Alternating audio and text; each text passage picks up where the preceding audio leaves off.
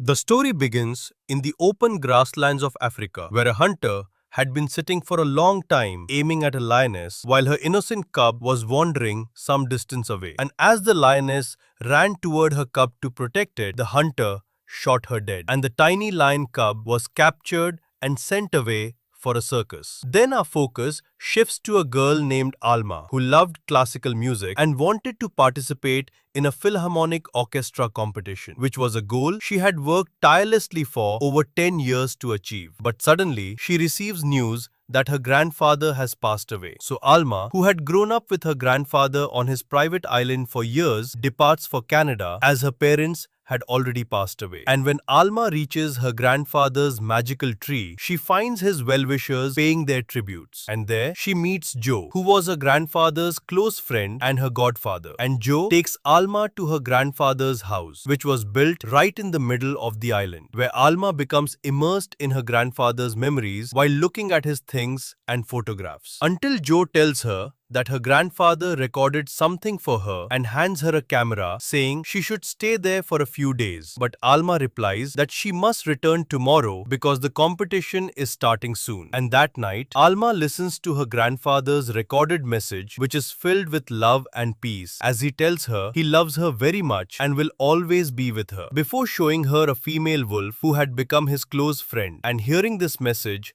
makes Alma very emotional, and she starts playing the piano. While meanwhile, we see the hunter's plane carrying the lion cub. But due to bad weather, the plane crashes onto Alma's private island. And though Alma hears the sound of the explosion, she cannot go outside because of the stormy weather. So the next morning, two scientists named Charles and Eli appear on the island, having laid traps everywhere because they wanted to catch the white wolf Canis lupus species, which was on the verge of extinction, and they were trying to save it in their breeding facility. And they receive a signal from the GPS tracker, but the female wolf bites through the trap and escapes, leaving Charles and Eli shocked when they arrive and find she had evaded the trap. While elsewhere, Alma gets ready and heads toward the crash site. And on the way, she encounters that same female wolf caught in a trap. And though the wolf is panicked at first, she recognizes the grandfather's coat that Alma is wearing. So Alma cuts the trap and sets her free, and the female wolf leaves happily. While on her way, Alma meets the scientists and angrily tells them they cannot be there, thinking they are hunters. But meanwhile,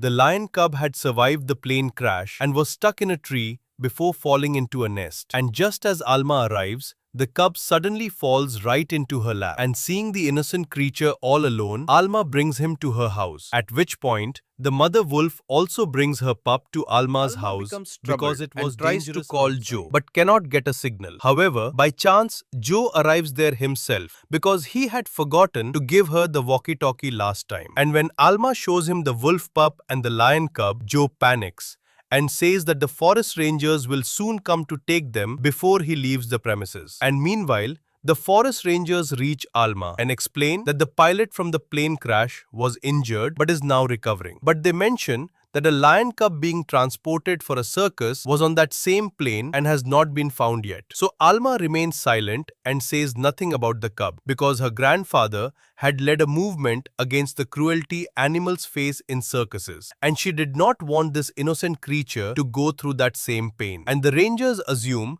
the cub must have died in the accident, and they leave. So upon returning home, Alma sees that the mother wolf has started taking care of the lion cub along with her own pup, and Alma resolves that she will raise both these innocent ones herself. And she takes a boat to Joe's house by the lakeside and tells him she will stay on the island until her exams. And while Joe is happy, he asks what happened to that lion cub, but Alma lies and says she gave it to the rangers. And as time passes, slowly Alma begins to raise both of them like her own children, taking them to her childhood home where she used to play with her grandfather. And now, the wolf and lion had become great friends. Until finally, the day comes when Alma has to go to New York for the Philharmonic Orchestra competition. And she tells the mother wolf to take care of both babies and leaves the door open as she departs. And while the exam takes place at a boarding school in New York, Joe discovers the truth and confronts her, saying, "You lied to me for months, and what happened to your competition?" And Alma replies that she was selected for the Philharmonic but refused to go because she cannot leave these babies. And as Alma brings food for them, Joe remains very worried about her because the animals have now become dangerous and powerful. And Joe says, Alma, I cannot stay with you forever, and I am afraid of these animals. So promise me that you will give me a daily update that you are okay. And if you fail to update for even a single day, I will call the rangers. And Alma agrees to his condition and keeps informing him every day until one day Mozart and Dreamer wander far away while playing. And as Alma moves forward to find them, she sees a little girl with her mother picking flowers on the island, while Mozart and Dreamer slowly move toward the girl. And Alma feared that the child might get scared seeing them. So she runs quickly to stop Dreamer, but her foot slips and she falls down, losing consciousness. While the woman remains unaware and leaves with her daughter, and Mozart and Dreamer get panicked. And when Alma does not wake up, they both sit by her side to guard her, and Alma remains unconscious until the next morning. So when Joe tries to contact her and gets no response, he sets out restlessly to find her, and he sees Alma lying unconscious on the ground with Mozart and Dreamer standing near her, which terrifies him and forces him to call the forest rangers. And now,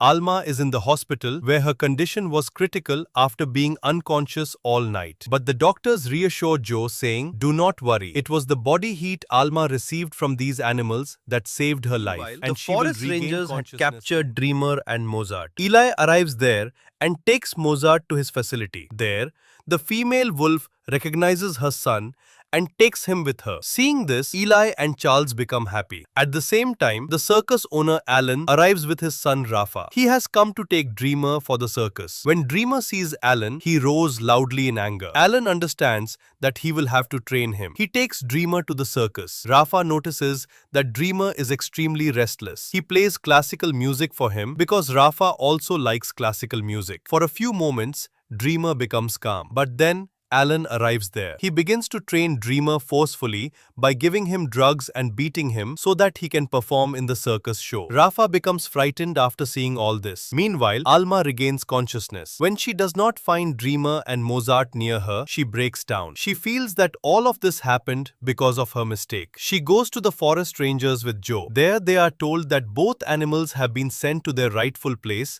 because she had raised them illegally. Alma angrily says that she raised them with love like her own children and they imprisoned them. Joe takes her out of there. Alma tells Joe that she wants to meet Mozart and Dreamer. She contacts Eli. Eli explains that Mozart is a wild animal and he was not happy living with her. With his own species, he is safer and more satisfied. She should let him live freely. Alma accepts this. However, she decides to save Dreamer because she knows that he is being treated badly in the circus. Alma starts searching for Dreamer in every circus in every city. But Alan's circus moves to a new place every day. Meanwhile, Alan is forcing Dreamer to perform in circus shows. His son Rafa is not happy seeing this. Mozart is also very sad after being separated from his friend Dreamer. One day, Alan's circus truck reaches Alma's island. Rafa begins to trust Alma and reaches her island. There he apologizes to her and says that she was right. The wolf and the lion truly belong together. Alma shows him pictures in which Mozart and Dreamer are seen together since childhood. Eli says that they can find them together